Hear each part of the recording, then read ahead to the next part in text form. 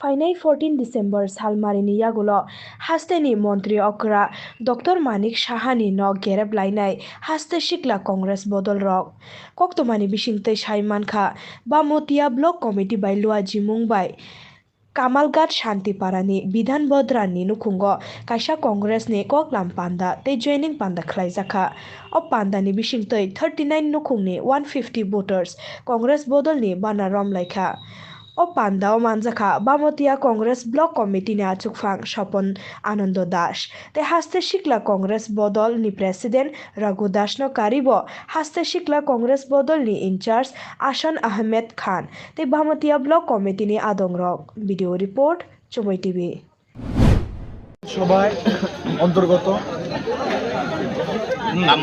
কামালঘাট শান্তিপাড়াতে যুব কংগ্রেসের পতাকা হাতে নিয়ে সামিল হয়েছেন ভারতীয় জাতীয় কংগ্রেসের এবং আজকের এই যোগদান সভার মূল ভূমিকায় আমাদের বামুটিয়া কেন্দ্রের যুব কংগ্রেসের নেতা বিপ্লব বিশ্বাস ওনার নেতৃত্বে আজকের এই যোগদান সভা অনুষ্ঠিত হয়েছে।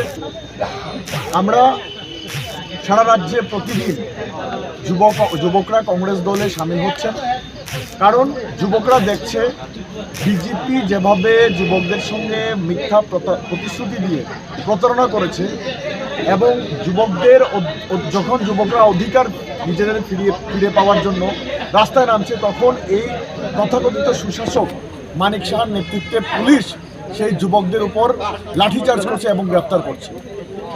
যুব কংগ্রেস সারা রাজ্যে এই যুবকদের অধিকার ফিরিয়ে দিতে ময়দানে নেমেছে এবং যুব কংগ্রেস সারা রাজ্য জুড়ে জনমত গঠন করে এই শাসকের বিরুদ্ধে আন্দোলন তৈরি করছে।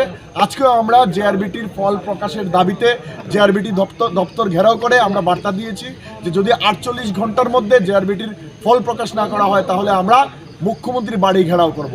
তাই রাজ্যের যুবকরা সিদ্ধান্ত নিয়েছে যে কংগ্রেস 88 সালে যেভাবে চাকরি দিয়েছিল, ঋণ মেলা দিয়েছিল, তাই কংগ্রেসকে শক্তিশালী করতে হবে।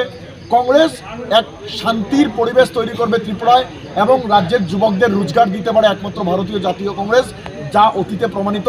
তাই সারা রাজ্যের যুবকরা কংগ্রেসকে বেছে নিয়েছে এবং কংগ্রেসকে শক্তিশালী করছে। অসংখ্য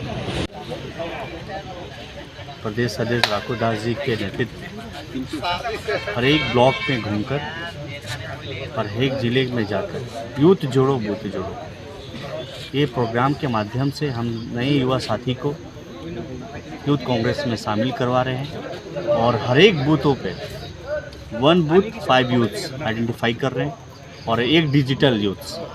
ये सारी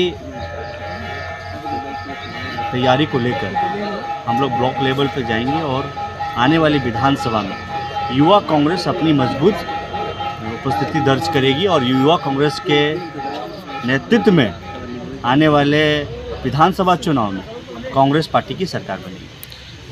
आपने अभी तक त्रिपुरा में जितना साइट विजिट किया वहाँ पे आपको कैसा रेस्पॉन्स मिला? देखिए, रिस्पांस तो हमारे यहाँ की जनता ये गूंगी बहरी सरकार को हटाना चाहती है। आप देखेंगे जो सबसे बड़ी मुद्दा है यहाँ पे युवाओं का बेरोजगारी, ये भाजपा सरकार जो जुमला भारतीय जुमला पार्टी उनको 50,000 युवाओं को रोज़गार देने का वादा किया। क्या है आज वो वादा? आज युवा अपने राज्य को छोड़ के बाहर जाने को मजबूर है।